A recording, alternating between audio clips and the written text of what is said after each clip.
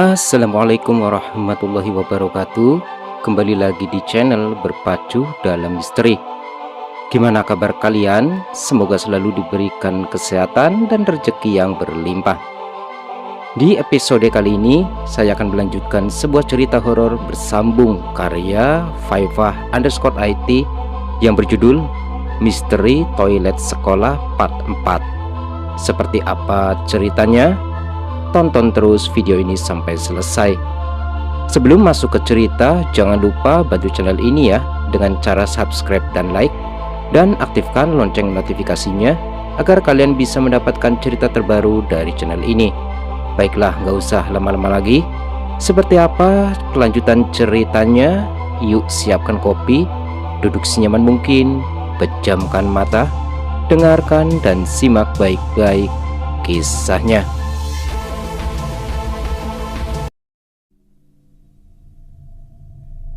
Sepulang sekolah, Nandin pergi mengunjungi sahabatnya. Kondisi Reva sudah membaik dan kini ia sudah sadar. Nandin perlahan menghampiri Reva. Ekspresi Nandin seolah membuat banyak beban, banyak pikiran. Ada banyak hal yang ingin ia curahkan, ingin ia ceritakan kepada sahabatnya Reva. "Din," panggil Reva saat Nandin sudah duduk di kursi plastik yang ada di sebelah ranjangnya. Nandin menoleh ke arah Reva. Dapat jelas dilihat dari sorot mata Reva bahwa ia menyimpan banyak beban. "Din, gue mau cerita sesuatu sama lo," ucap Reva. Ia menatap wajah Nandin lekat-lekat, begitupun sebaliknya. "Cerita aja, gue siap dengerin," jawab Nandin. Reva menarik nafasnya pelan sebelum ia membuka mulutnya untuk bercerita dengan Nandin. "Lo tahu apa penyebab gue kecelakaan?" tanya Reva. "Karena lo nggak bisa ngendaliin gas sepeda motor lo," Nandin menjawab sesuai dengan apa yang ia ketahui. Namun, sepertinya jawabannya kurang tepat karena ia melihat Reva yang menggelengkan kepalanya. "Waktu itu, motor gue mogok dan ada nenek yang menyamperin gue. Dia bilang gue harus bersiap buat nemenin temen gue. Lalu wajah nenek itu perlahan berubah. Lo tahu siapa dia?" Reva menjeda ucapannya untuk melihat reaksi Nandin. "Siapa?" tanya Nandin penasaran. "Nana, dia Nana." Nandin sangat terkejut mendengar ucapan Reva. Nandin menelan ludahnya dengan susah payah. "Nana juga datang di mimpi gue. Dia minta gue buat nunjukin di mana jasadnya dikubur. Gue takut, Din. Gue takut. Sebenarnya bukan lo doang yang diganggu sama Nana, gue juga. Dia juga mengatakan hal yang sama dengan apa yang dia katakan ke lo. Gue juga ngerasain hal yang sama seperti apa yang lo rasain. Takut. Gue juga takut, Rev. Tapi gue bingung harus ngelakuin apa supaya Nana berhenti gangguin gue dan lo," ucap Nandin yang juga merasakan hal yang sama. "Terus kita harus gimana, Din?" Nandin berpikir sejenak. Ia mendekat ke arah Reva lalu membisikkan sesuatu di telinga Reva. Reva mengangguk kepada Nandin setelah Nandin kembali ke posisi semula. "Gue setuju sama lo. Kata dokter, lusa gue udah boleh pulang." "Oke, besoknya kita kumpul." Mereka saling menatap dengan penuh keyakinan.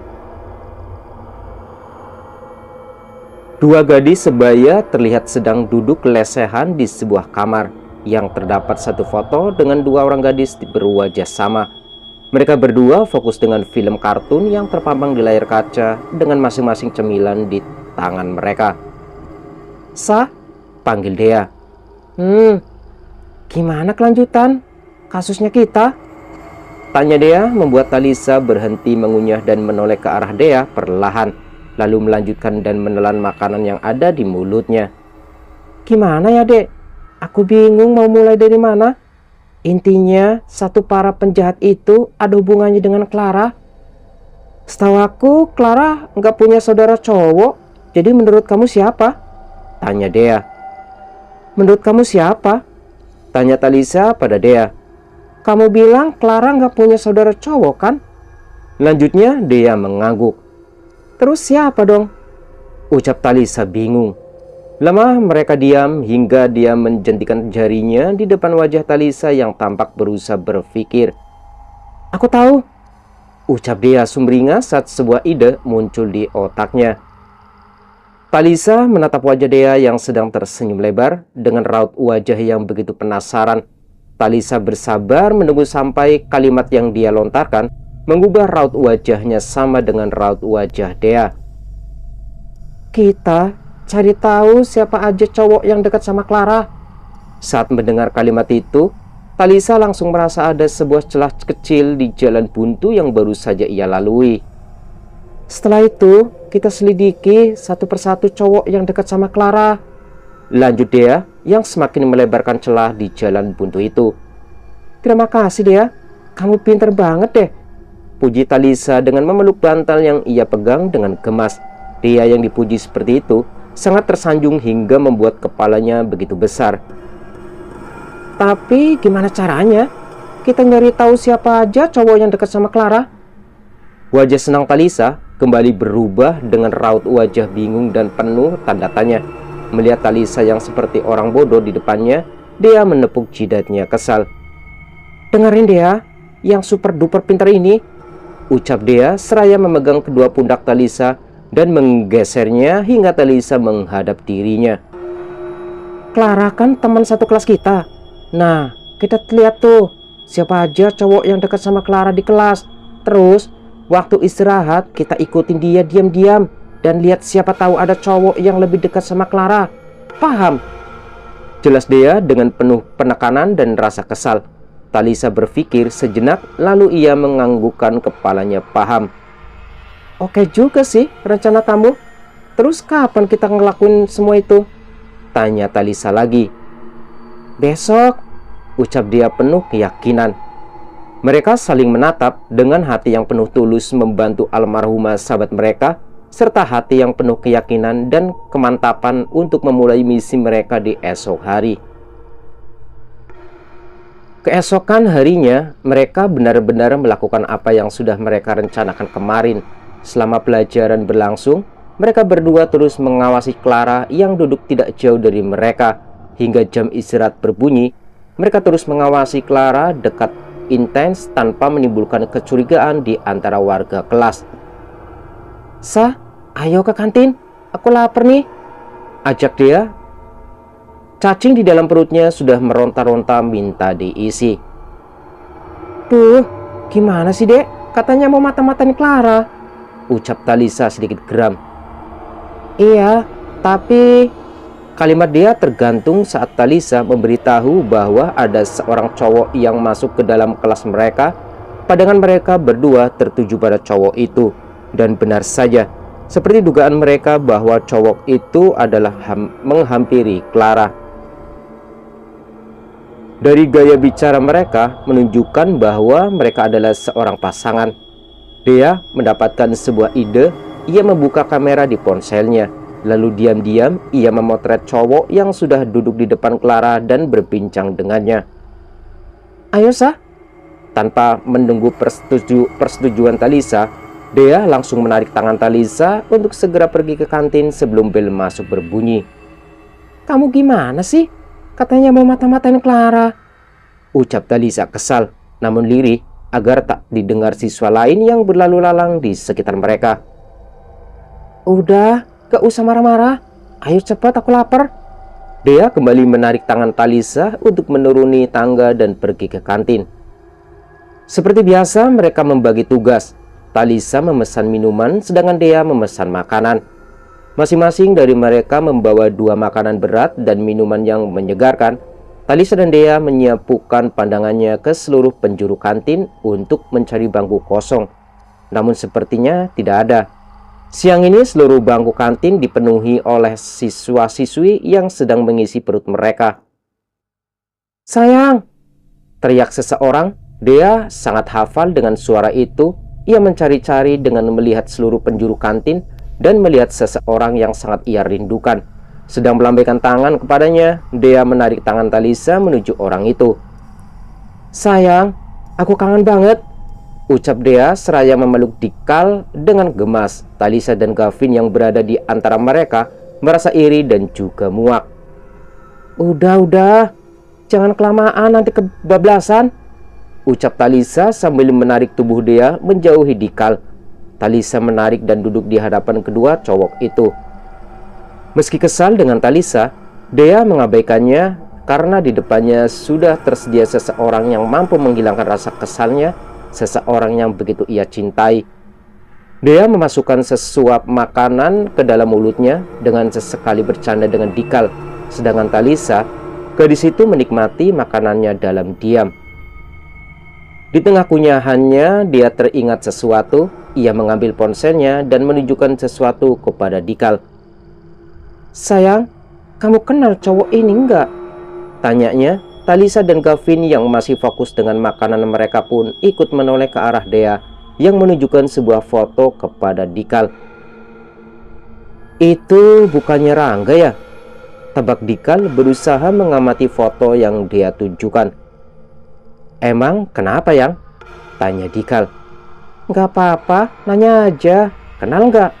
Jawab dia sedikit gugup. Iya, itu Rangga. Iya kan bang? Tanya Dikal pada Gavin yang hanya menanggapinya dengan anggukan. Teman kamu? Kini Talisa yang bertanya. Iya, dia teman sekelas kita. Emang kenapa sih? Ucap Dikal yang semakin penasaran dengan mereka berdua. Enggak, kita cuma kepo aja. Soalnya dia itu pacaran sama teman sekelas kita juga. Jawab Talisa yang memang benar adanya. Oh gitu, kirain apaan? Ucap Dikal lega. Setelah pembicaraan itu, mereka kembali melanjutkan aktivitas makan mereka dengan diisi suara canda tawa Dikal dan Dea di meja itu hingga jam istirahat berakhir. Talisa dan Dea kembali ke dalam kelas, begitu juga Gavin serta Dikal. Talisa dan Dea menghentikan langkah mereka tepat di tangga terakhir sebelum naik ke koridor kelas mereka saat mendengar suara Clara yang tengah berbincang dengan seorang di telepon.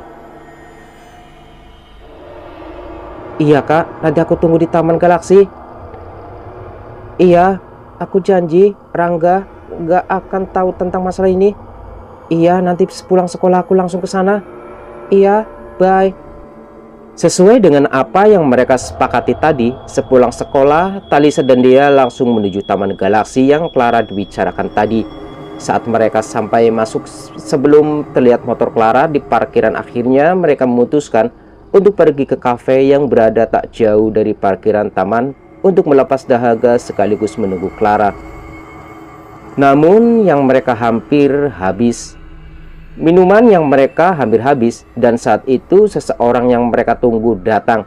Mereka melihat Clara datang dan segera menuju sebuah kursi yang berada di taman itu setelah memarkirkan motornya. Clara masih dapat mereka lihat dengan jelas dari kafe itu. Jadi mereka tak perlu susah payah bersembunyi untuk melihat dengan siapa Clara akan bertemu. Beberapa menit kemudian datang seorang pemuda datang menghampiri Clara. Pemuda itu terlihat lebih tua dari Clara. Pemuda itu duduk di samping Clara. Mereka terlihat sedang berbicara serius. Di penglihatan Dea dan Talisa terlihat raut wajah khawatir di wajah Clara dan dari gerak bibirnya samar-samar mereka melihat Clara sering mengucapkan kata Kia dan kata takut. Hal itu membuat Talisa dan Dea yakin bahwa Clara memang terlibat dalam kasus kematian Kia dan pemuda itu pasti seseorang yang kita maksud. Untuk memudahkan mereka mengingat wajah pemuda itu, Dea diam-diam memotret pemuda tersebut. Karena merasa aktivitas mata-mata mereka sudah cukup, Talisa dan Dea memutuskan untuk segera pulang karena waktu sudah menunjukkan hampir jam 3. Jika mereka tidak segera pulang, dapat dipastikan mereka akan sampai di rumah saat sore hari. Dea dan Talisa berjalan menuju parkiran untuk mengambil kendaraan mereka sebelum membelah jalanan menuju rumah mereka. Mereka sampai di rumah Talisa sekitar pukul 3:30 sore. Talisa turun dari motor Dea dan pemandangannya tertuju pada sebuah kuda besi yang terparkir di halaman rumah Talisa. Begitupun juga Dea, pandangannya tertuju pada objek yang sama. Mereka berdua sama-sama merasa tidak asing dengan kendaraan tersebut. "Sa, kayaknya aku nggak asing deh sama itu motor," ucap dia dengan terus mengamati motor itu. "Iya, Dedek. Kayaknya aku pernah lihat motor itu, Dek. Tapi punya siapa ya?" ucap Talisa yang juga merasakan hal yang sama dengan Dea. "Bodoh ah, mending sana kamu masuk terus lihat siapa yang bertamu. Aku balik dulu, bye," ucap Dea yang sudah enggan memarkirkan suatu hal yang menurutnya tidak penting. Setelah berpamitan dengan segera, Dea melanjutkan motornya menuju rumahnya yang berjarak beberapa sentimeter dari rumah Talisa. Saat sampai di depan pintu rumahnya yang terbuka lebar, Talisa mengucapkan salam dan benar saja. Kendaraan itu memang sering Talisa lihat, karena memang motor itu adalah milik Gavin, pemuda yang setiap malam melintas di pikirannya. "Loh, Gavin, kamu ngapain di sini?" ucap Talisa yang sedikit merasa tak percaya bahwa Gavin kembali datang ke rumahnya. "Emang kenapa? Nggak boleh?" tanya Gavin dengan alis yang sengaja dinaikkan sebelah. "Ya, nggak gitu juga. Cuma kan gak biasanya kamu kesini. Tumben gitu loh. Ada apa?" tanya Talisa yang entah kenapa tangannya mendadak terasa dingin. "Talisa, kok baru pulang sih, Nak?" tanya Daisy yang baru kembali dari dapur dengan membawa sepiring kue buatannya yang baru saja keluar dari pemanggang. "Iya, Ma. Tadi Talisa sama Dea main sebentar di Taman Galaksi," ucap Talisa setelah mencium tangan mamanya. "Gitu. Terus kenapa tadi nggak jawab panggilan Mama dan Gavin?" Mendengar itu, Talisa segera mengambil ponselnya di dalam tas. "Ponsel Talisa mati, Ma," ucapnya sambil menunjukkan layar ponselnya yang mati. "Ya udah, sini tasnya. Kamu temenin Gavin. Kasian loh Gavin, udah nungguin kamu dari tadi." Talisa menyodorkan tas yang menggantung di punggungnya kepada Daisy. Setelah mamanya itu pergi, Talisa berjalan dan duduk di sofa yang saling berhadapan dengan Gavin. "Sebenarnya kamu ngapain sih, Vin, kesini?" tanya Talisa yang masih penasaran. "Bentar, aku mau nyoba kue ini dulu," jawab Gavin santai sambil mencomot sepotong kue yang tersaji di depannya. "Enak, Sa?" Mendengar ucapan Gavin, Talisa jadi penasaran dan akhirnya ia juga memutuskan untuk mencicipi kue buatan mamanya. Perpaduan rasa green tea dan coklat membuat Talisa dan Gavin ingin terus memakannya. Setelah menghabiskan beberapa potong kue, Gavin menyampaikan kedatangannya ke rumah Talisa. "Nih, aku kesini cuma mau ngasih ini ke kamu," ucap Gavin seraya menyodorkan sebuah paper bag kecil berwarna hijau berpadu pink kepada Talisa. "Buat aku?" tanya Talisa setelah menerima paper bag itu. "Ya iyalah, masa buat Dea?"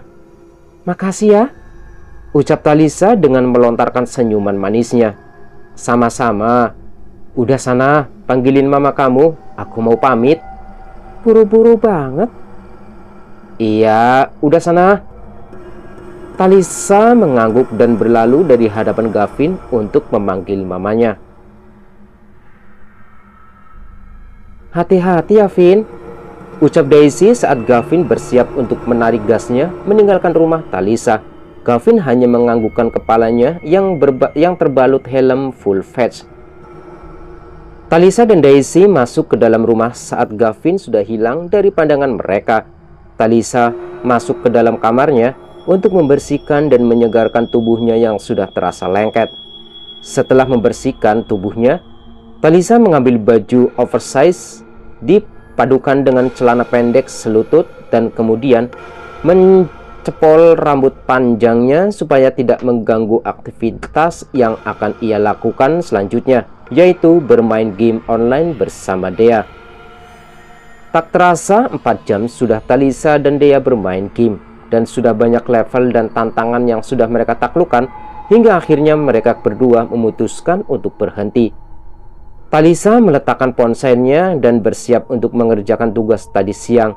Belum sempat Talisa mengerjakan satu soal pun, perhatian Talisa teralihkan oleh sebuah benda di meja rias yang berupa paper bag kecil dengan warna hijau berpadu pink, dan pemberinya adalah orang yang mulai memasuki hati dan pikiran Talisa. Talisa mengambil paper bag itu dan membukanya. Setelah dibuka, ternyata isinya merupakan sebuah kotak perhiasan kecil yang memiliki desain yang begitu indah dan penutup transparan yang memperlihatkan isi di dalamnya. Talisa membuka kotak itu dan mengambil isi di dalamnya dan memakainya. Benda itu terlihat sangat pas dan cantik di jari manisnya. Ya, benda itu adalah sebuah cincin. Talisa terus memperhatikan cincin itu hingga menyadari bahwa permata serta desain cincin yang dipakainya itu sama dengan kalung yang ia pakai. Kalung yang dulu diberikan oleh Alex, pria kecilnya. Talisa sejenak berpikir tentang hubungan mereka berdua. Apakah Gavin dan Alex orang yang sama? Atau mungkin mereka berteman atau bersaudara, atau juga mungkin Gavin sengaja menyamakan permata dan desain cincin itu dengan permata dan desain kalungnya. Karena memang Talisa tidak pernah menyembunyikan kalungnya di dalam baju, sehingga siapapun bisa melihat permata dan desain kalungnya termasuk Gavin, yang akhirnya memutuskan untuk memberinya cincin dengan permata dan desain yang sama. Segitu seriusnya Gavin cinta sama aku? Memikirkan hal itu membuat Talisa salah tingkah sendiri. Di tengah kesaltingannya itu, sebuah pesan masuk di ponsel Talisa. Talisa membuka pesan itu yang ternyata dari Dea. Pesan itu berisi sebuah gambar yang dia ambil siang tadi. Talisa terdiam saat melihat gambar itu. Pikirannya yang semula dipenuhi oleh Gavin terganti oleh pria yang ada di gambar itu. Pria yang tadi siang bersama Clara, pria yang menjadi petunjuk besar baginya dan Dea. Talisa terus bertanya-tanya, bagaimana caranya ia mencari tahu siapa pemuda itu. Jika ia bertanya kepada Clara, sudah dapat dipastikan gadis itu akan curiga. Jika bertanya kepada Gavin ataupun Dikal, dapat dipastikan juga mereka berdua akan curiga juga termasuk Gavin. Pemuda itu akan menjadi orang yang menaruh rasa curiga paling besar terhadap Talisa. Memikirkan semua itu membuat Talisa tak bisa berkonsentrasi dalam mengerjakan tugasnya. Ia memutuskan untuk menutup bukunya dan pergi naik ke atas ranjang untuk beristirahat, menenangkan pikirannya yang terganggu dan kacau. Keesokan harinya, Talisa bangun dengan keadaan sedikit kacau. Masalah tentang teka-teki pemuda itu terbawa hingga ke mimpinya. Untuk menghilangkan pikirannya tentang pemuda tersebut, Talisa memutuskan untuk segera membersihkan badannya dan bersiap berangkat ke sekolah. Di sepanjang perjalanan menuju sekolah hingga jam pelajaran dimulai, pikiran Talisa terus menuju ke pemuda itu, dan matanya melihat ke arah Clara seraya mempertimbangkan keputusannya untuk bertanya kepada Clara. Bel istirahat berbunyi. Melihat Clara yang berjalan menuju pintu keluar membuat Talisa 200 kali berpikir lebih keras. Clara, panggil Talisa. Clara yang semula fokus dengan jalan di depannya menoleh ke arah sumber suara. Talisa tersenyum merasa melambaikan tangan. Ia berdiri lalu melangkah menuju Clara. Dea yang melihat itu hanya diam dan penasaran. Lo mau ke kantin? Tanya Talisa. Clara mengangguk seraya tersenyum. Pas banget, gue sama dia boleh ikut nggak? Tanya Talisa dengan senyuman yang terus mengembang. Mendengar itu, rasa penasaran Dea semakin tinggi. Boleh, yuk, ucap Clara tanpa berpikir panjang. Talisa berlalu dari hadapan Clara menuju tempat duduk yang tak jauh dari mereka. Talisa menarik Dea dengan sedikit paksaan untuk menuju kantin bersama Clara.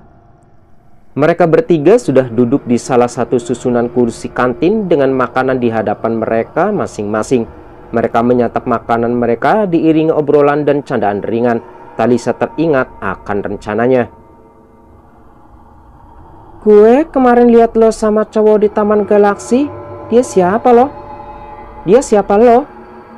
Mendengar pertanyaan Talisa, sontak membuat Dea dan Clara tersedak secara bersamaan. Dea yang posisinya berada di sebelah Talisa, refleks memukul tangan Talisa. Kemarin lu ke Taman Galaksi? Tanya Clara sedikit gugup. Setelah meredakan batuknya akibat tersedak, Talisa mengangguk santai seraya menyuapkan makanan ke dalam mulutnya. Dia bukan cowok gue. Dia itu kakaknya Rangga, lanjut Clara. Talisa mengangguk mengerti. Dea yang notabene juga penasaran dengan siapa pemuda tersebut, akhirnya memutuskan untuk bertanya juga. Terus ngapain lo berduaan sama dia? Tubuh Clara terlihat menegang. Gerak-geriknya juga terlihat seolah-olah dia panik dan tidak nyaman. Kita berdua sebenarnya nggak sengaja ketemu. Dan karena kita saling kenal ya, jadinya ngobrol sebentar gitu, jawab Clara. Talisa dan Dea saling pandang, pandangan yang seolah menggambarkan keraguan dan ketidakpercayaan atas apa yang Clara jelaskan. Oh gitu, gue kira itu cowok lo, balas Dea. Ya bukanlah, cowok gue cuma Rangga, ucap Clara dengan tawa ringan yang terdengar sedikit hambar. Seenggaknya aku tahu kalau cowok itu kakaknya Rangga, batin Talisa. Mereka menyelesaikan makan mereka dengan suasana yang sedikit demi sedikit kembali cair tanpa ada suasana tegang dan canggung seperti tadi. Ya, meski suasana tersebut hanya dirasakan oleh Clara. Meski Talisa sudah mengetahui siapa pemuda itu, namun Talisa masih merasa bingung dan heran bagaimana bisa kakaknya Rangga mengenal Kia. Tunggu, Kia itu kan teman SMP Rangga dan Clara. Mungkin dari situ ya kakaknya Rangga kenal sama kita. Tapi kalau kakaknya Rangga itu tahu siapa Kia, kenapa dia berbuat jahat sama Kia? Talisa berbicara pada dirinya sendiri di depan cermin riasnya yang berada dalam ruangan favoritnya, yaitu kamar. Mulai kemarin hingga detik ini, pikirannya terus dipenuhi oleh pemuda yang menjadi tersangka. Ia masih bingung bagaimana mencari tahu hubungan mereka dengan kematian Kia. Malam ini begitu terasa dingin. Selimut tebal rasanya tidak mempan untuk menghangatkan tubuh seseorang pemuda yang tengah berbaring kedinginan di atas ranjang mewahnya. Pemuda itu mengambil remote AC yang ada di sampingnya dan menyalakan mode heat. Tapi rasanya sama saja tak ada sedikit perubahan pada tubuhnya. Ditambah pintu jendela yang tiba-tiba terbuka dengan begitu kerasnya, lantaran angin yang tertiup sangat kencang dari luar menerbangkan semua kertas yang ada di meja kerjanya. Pemuda itu berdecak kesal lalu menyibak selimutnya yang menutup seluruh tubuhnya. Ia mengambil kertas-kertas yang berjatuhan di atas lantai. Setelah meletakkan semua kertas yang ia pungutan tadi ke dalam map, ia melanjutkan langkah kakinya menuju jendela yang ada di kamarnya. Ia melihat sekeliling. Pohon-pohon bergoyang mengikuti arah angin yang berhembus sangat kencang. Selanjutnya, pemuda itu melihat ke arah langit. Malam ini, langit sangatlah gelap tanpa adanya bulan dan bintang-bintang yang menghiasi langit seperti malam-malam biasa. Kayaknya mau hujan deh, gumam pemuda itu. Saat ia hendak menutup jendela, matanya tertuju pada satu titik. Matanya membola. Wajahnya seketika langsung pucat, tubuhnya terasa panas dingin dan bergetar hebat. Sesuatu yang ia lihat itu semakin lama semakin dekat, sedangkan pemuda itu tetap membeku tanpa bisa melakukan apapun. Tubuhnya serasa seperti dibius, hendak berteriak pun rasanya begitu sulit. Suara tawa itu begitu memekakkan telinga. Suara itu sama dengan sosok hantu yang biasa masyarakat sebut kuntilanak. Bedanya sosok ini sangatlah familiar di mata pemuda itu, meski sebagian wajahnya tertutupi oleh luka yang mengeluarkan nanah, darah, dan aroma busuk. Ikut aku yuk. Ajakan yang dilontarkan dengan suara parau membuat hati pemuda itu memberontak mengatakan tidak. Sosok itu kini sudah berdiri tepat di depan pemuda itu. Ia tersenyum. Senyumannya begitu lebar hingga menyentuh telinga. Sosok itu mengangkat tangannya dan menyentuh pipi pemuda itu dengan telunjuknya yang memiliki kuku panjang dan kotor. "Kenapa kakak tega?"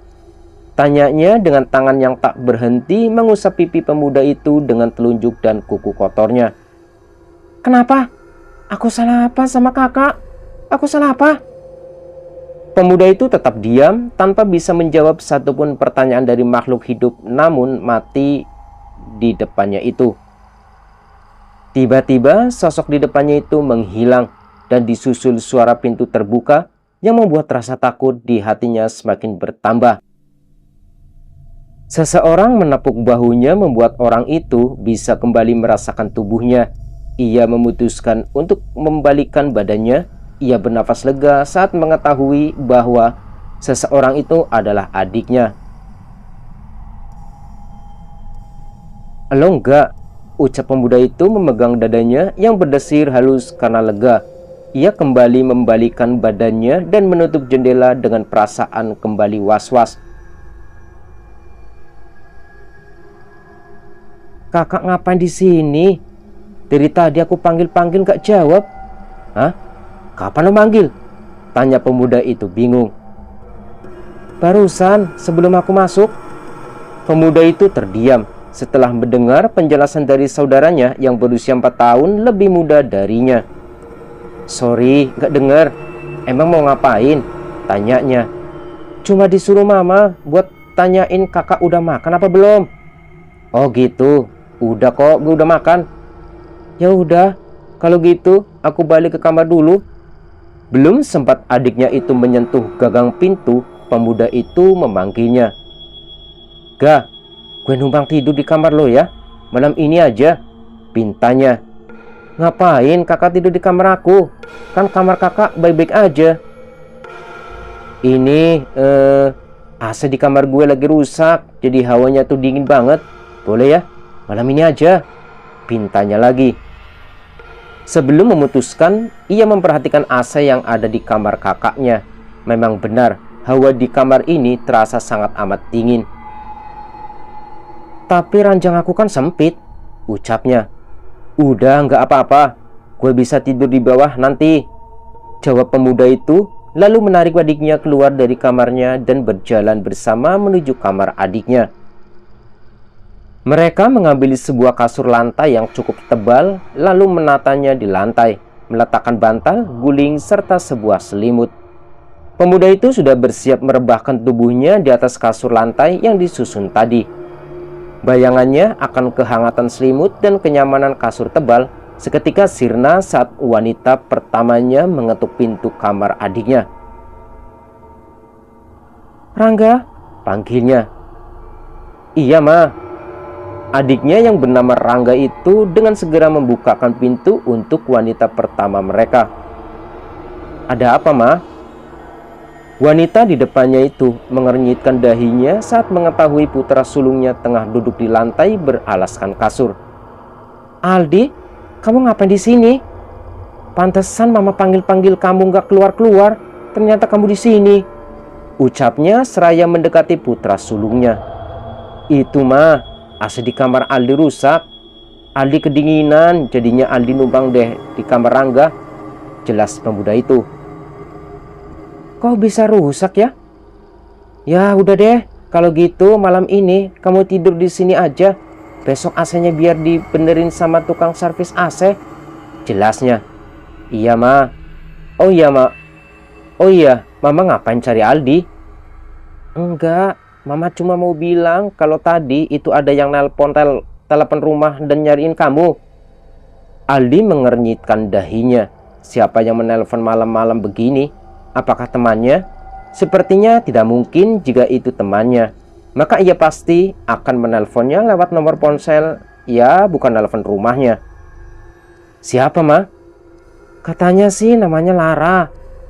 Mendengar nama itu, tubuh Aldi langsung panas dingin. Punggungnya otomatis mengeluarkan keringat banyak. Dia bilang apa? Aldi bertanya dengan gugup dan takut. Dia sih bilang kalau dia mau ngajak kamu ke rumahnya. Kayaknya sih dia mau minta izin sama mama buat bawa kamu malam ini. Tapi mama gak bolehin. Soalnya kan dia cewek. Kan kamu cowok. Mama takut kalau kalian pergi berdua, kalian bakal ngelakuin hal yang tidak senonoh.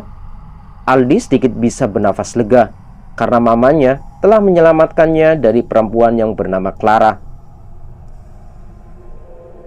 Ya syukur deh kalau mama nggak ngasihin izin ke dia, ucap Aldi. Iya, mama sebenarnya juga takut kalau kamu berbuat hal yang tidak-tidak. Ya sudah, kalau begitu mama ke kamar dulu. Setelah mendapat anggaran dari kedua putranya, wanita bernama Riana itu pergi meninggalkan kedua anaknya menutup kamarnya.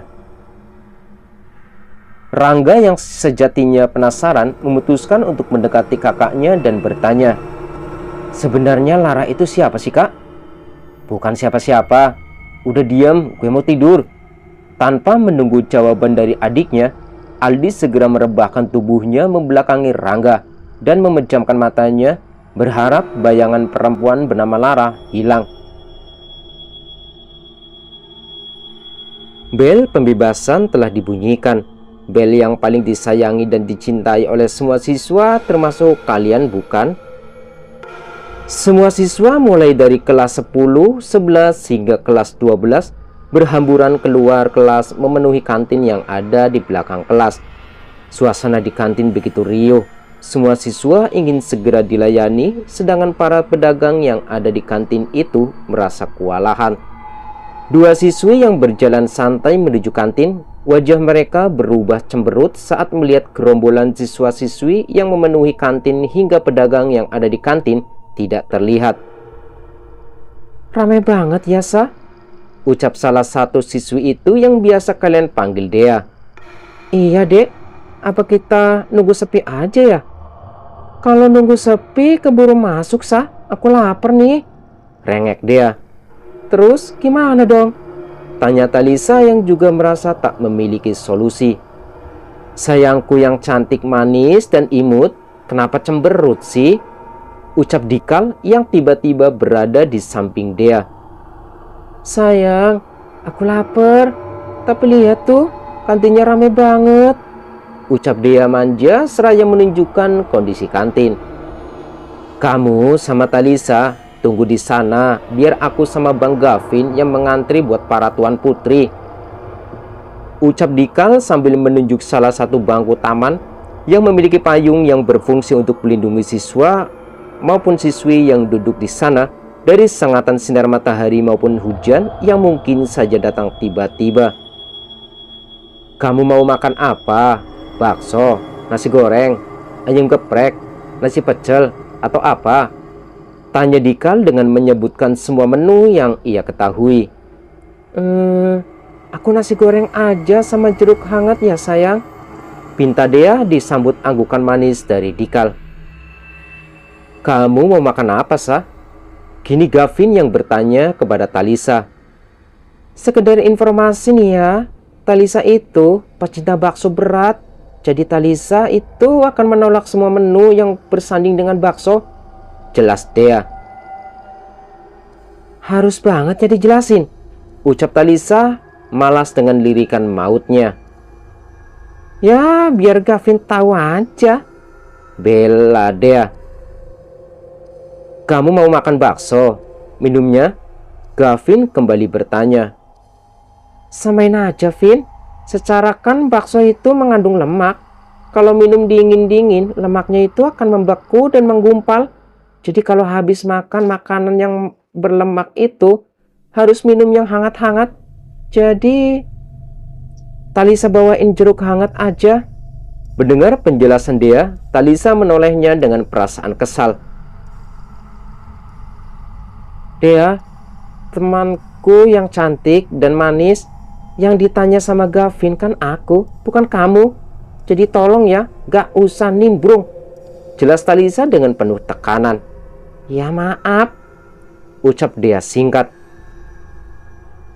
Jadi gimana, Sa? Mau bakso sama jeruk hangat atau yang lain? Tanya Gavin lagi tanpa ada kata bosan. Iya deh, itu aja. Talisa menyetujui menu pilihan Dea yang juga termasuk favoritnya. Gavin mengangguk lalu berjalan bersama Dikal menuju kantin untuk membelikan makanan yang gadisnya inginkan. Di sisi lain, Talisa yang masih sedikit kesal dengan tingkah Dea memutuskan untuk mendahuluinya menuju bangku yang Dikal maksud tadi. Lumayan lama mereka menunggu. Akhirnya Gavin dan Dikal sampai dengan masing-masing membawa 2 buah nampan berisi makanan dan minuman milik mereka berempat. Talisa bergerak untuk bangun dan membantu Gavin membawa salah satu nampan yang ada di tangan Gavin. Mereka berdua dalam hati masing-masing sebelum menyantap makanan yang mereka inginkan. Sa, panggil Gavin di tengah kegiatan makan siang mereka. Kenapa? Tanya Talisa dengan pandangan menuju Gavin. Nanti kamu ada acara? Tanya Gavin. Enggak, emang kenapa? Aku mau ngajak kamu ke suatu tempat. Dea dan Dikal yang awalnya berpura-pura tidak mendengar pembicaraan mereka, seketika langsung memperhatikan mereka berdua dengan seksama. Kemana? Talisa yang juga mulai penasaran. Ada deh, mau kan? Ucap Gavin seolah merahasiakan tempat yang akan ia kunjungi dengan Talisa. Gimana ya? Tapi kamu nggak aneh-aneh kan? Talisa sedikit khawatir dengan ajakan Gavin. Ya enggak lah, Sa. Ucap Gavin dengan wajah yang sangat meyakinkan. Ya udah, tapi izin dulu ya sama mama. Ucap Talisa menyetujui ajakan Gavin. Iya, nanti aku sendiri yang izin sama mama kamu. Waktu menunjukkan pukul 2 siang. Namun matahari siang ini tidak seterik biasanya, namun juga tidak mendung. Di sebuah kamar bernuansa pink berpadu abu-abu terdapat seorang gadis dengan setelan jeans berwarna denim dan blouse berwarna putih serta rambut yang ditata dengan half up air. Dengan pita kecil yang ia selipkan di rambut belakangnya. Suara deru motor membuat gadis itu bergerak keluar dari kamarnya. Terlihat mamanya yang berdiri di depan pintu itu sedang berbicara dengan seseorang.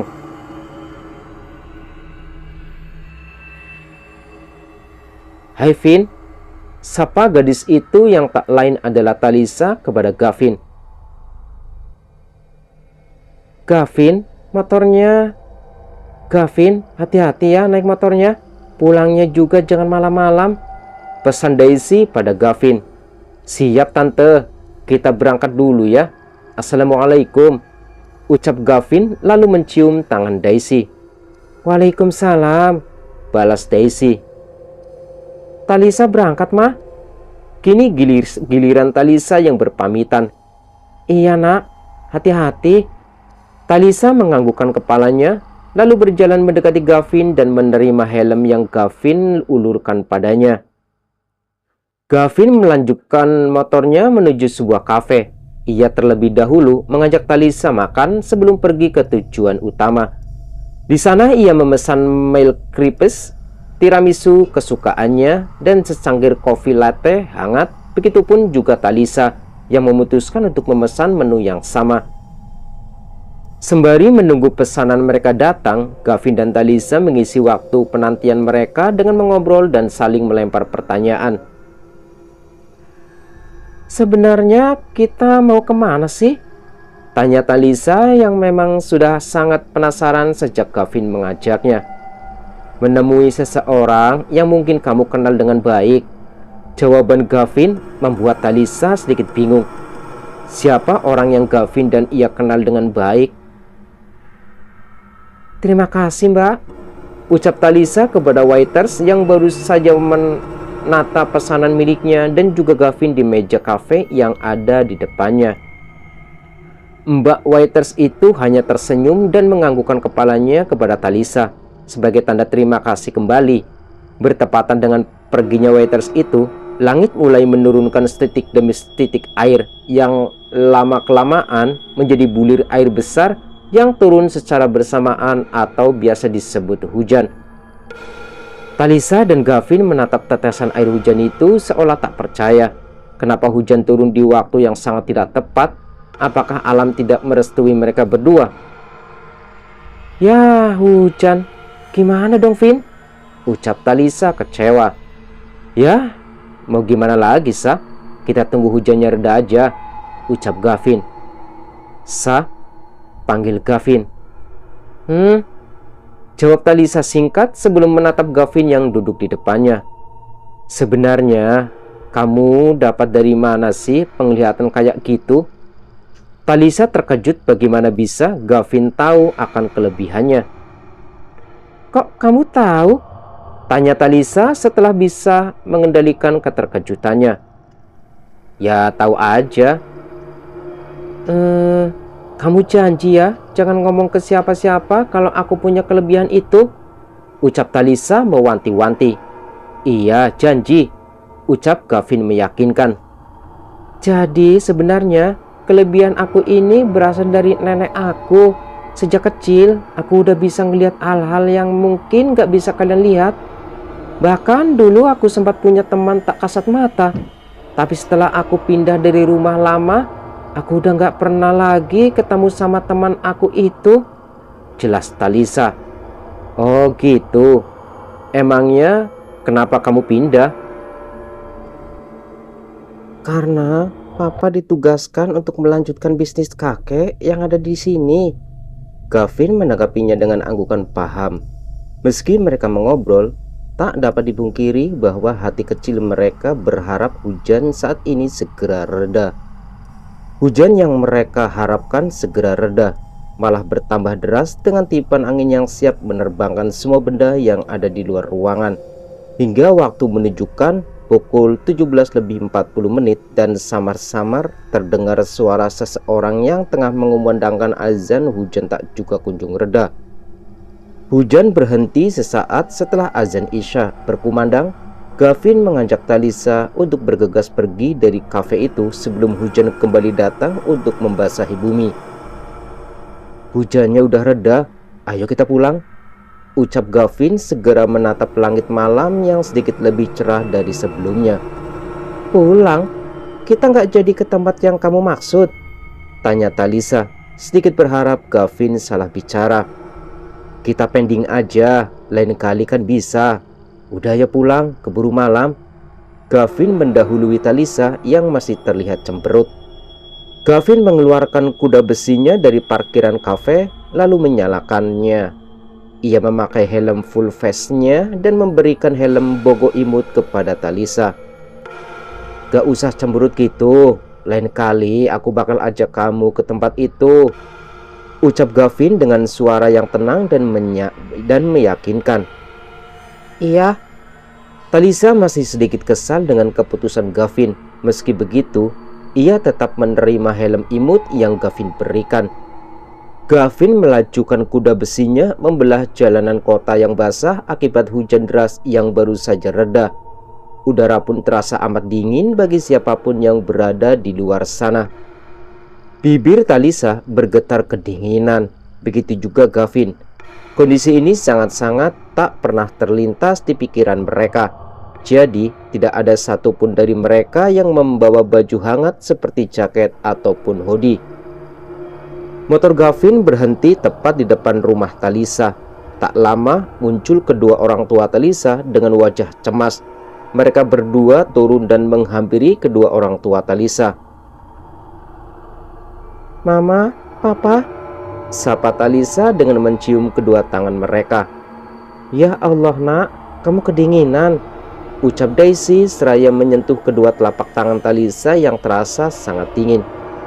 Om, Tante, maaf ya, Gavin udah bikin kalian cemas karena bawa Talisa pulang malam, ucap Gavin tak enak setelah mencium tangan mereka.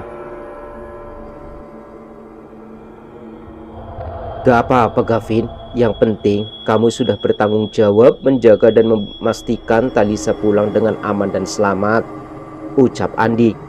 Iya om, jawab Gavin dengan senyum ramah. Gavin, ayo masuk dulu. Tante bikinin teh biar tubuh sedikit hangat, ajak Daisy. Gak usah tante, terima kasih. Gavin langsung pulang aja, tolak Gavin halus. Kok pulang sih? Ayo masuk dulu, tante bikinin teh, ucap Daisy sedikit memaksa.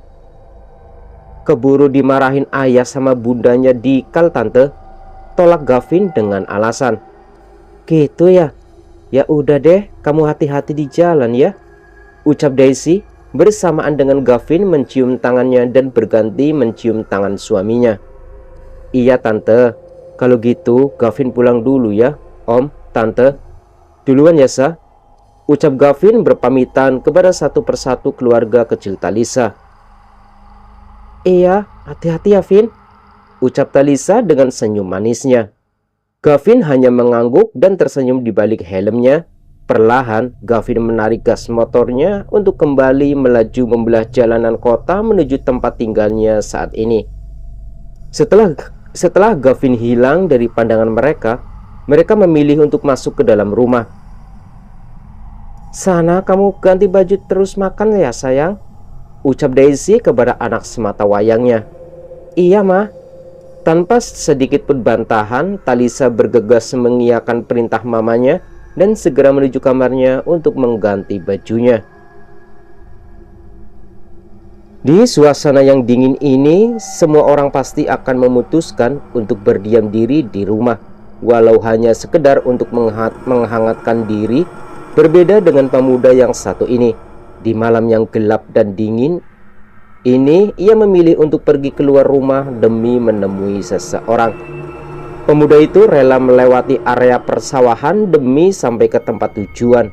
Setelah perjalanan jauh dengan penuh perjuangan, akhirnya pemuda ini sampai di depan sebuah rumah tua yang hanya diterangi beberapa lampu pijar yang menggantung di kedua sisi pintu yang ada di rumah itu. Belum sempat pemuda itu mengetuk pintu, pintu itu sudah terbuka terlebih dahulu menampakkan seorang pria sebaya dirinya. Monggo mas, jenengan sudah ditunggu sama Mbah, ucap pria itu membuat sang pemuda sedikit kebingungan. Bagaimana pria ini bisa tahu kalau dirinya hendak ke sini? Oh iya mas. Pemuda itu mengikuti pria yang baru saja menyambutnya ke dalam rumah itu. Mbah, Mas Aldi sudah datang. Pemuda itu kembali terhenyak. Bagaimana bisa pria ini tahu namanya? Suruh saja dia masuk, ucap seorang pria paruh baya. Mbah Tamin menyuruh mas buat masuk, ucap pria muda itu dengan sopan. Pemuda yang bernama Aldi itu berjalan pelan masuk ke dalam sebuah ruangan yang memiliki bau bunga kantil yang menyeruak menyergap hidung. Permisi mbah, ucap Aldi sopan. Duduklah nak, ucap Mbah Tamin seraya menunjukkan tempat kosong di depannya. Aldi duduk berhadapan dengan Mbah Tamin dengan meja pendek yang penuh bunga dan alat sajen lainnya di antara mereka. Apa yang kau inginkan? Tanya Mbah Tamin to the point. Jadi gini mbah, belakangan ini saya diganggu oleh makhluk halus. Hingga tadi malam makhluk itu masih mengganggu saya. Saya takut mbah. Aldi menjelaskan apa yang terjadi pada dirinya. Apakah dia korban pembunuhan? Tanya Mbah Tamin. Aldi yang mendengar pertanyaan itu seketika terkesiap. Iya mbah, jawabnya terbata. Kau tak perlu takut anak muda, aku sudah tahu semuanya. Aku akan membantumu, ucap Mbah Tamin. Ini kau campurkan ini ke dalam air mandimu, gunakan setiap kali kau mandi, maka dia tidak akan pernah mengganggumu lagi, ucap Mbah Tamin seraya menyodorkan satu botol besar air yang sudah diberikan jampi-jampi. Iya mbah, terima kasih. Aldi menerima botol itu dan menggantinya dengan beberapa lembar uang berwarna merah. Setelah menyelesaikan urusannya, Aldi bergegas untuk pulang. Waktu yang ia butuhkan untuk sampai ke rumah adalah sekitar 3,5 jam. Jadi jika sekarang pukul 11 malam, maka kemungkinan ia akan sampai pukul setengah 3 dini hari. "Mas Aldi," panggil pria yang tadi membukakan pintu untuknya.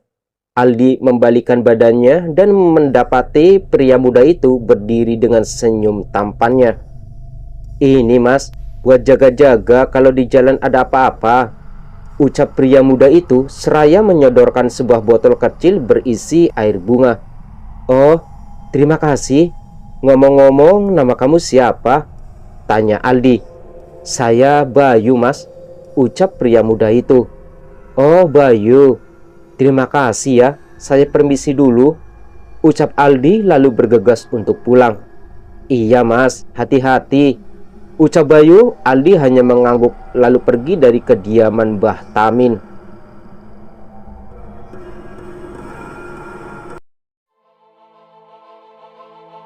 Oke teman-teman, ceritanya bersambung dulu ya. Kita lanjutkan di part selanjutnya. Terima kasih sudah mendengarkan dan menyimak video ini. Selamat malam, selamat beristirahat. Berpacu dalam misteri undur diri. Wassalamualaikum warahmatullahi wabarakatuh.